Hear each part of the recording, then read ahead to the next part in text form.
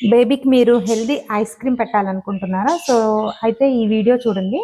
దీనికోసము first ఒక గిన్నె తీసుకొని దానిలో ఒక 3 స్పూన్స్ లేదా 2 స్పూన్స్ బెల్లం పౌడర్ వేసుకొని ఈ విధంగా ఆ గిన్నెలో వేసుకున్న పౌడర్ని ఈ విధంగా కరిగిపోయేంత వరకు లో ఫ్లేమ్ పెట్టుకొని ఉంచుకోవాలి. జస్ట్ కరిగిపోయిన వెంటనే దాన్ని తీసుకొని చల్లార్చి పక్కన పెట్టుకోవాలి.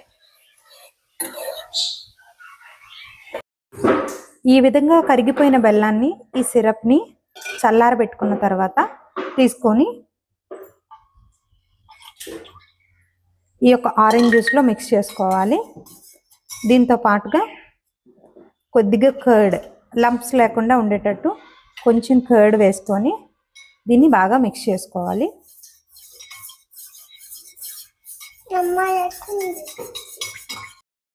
ఈ విధంగా విస్కర్ తోటి లంప్స్ లేకుండా పెరుగునంతా కరిగించేసేయాలి. ఇలా కరిగించిన ఈ సిరప్ని ఐస్ మౌల్డ్స్లోకి వేసేసి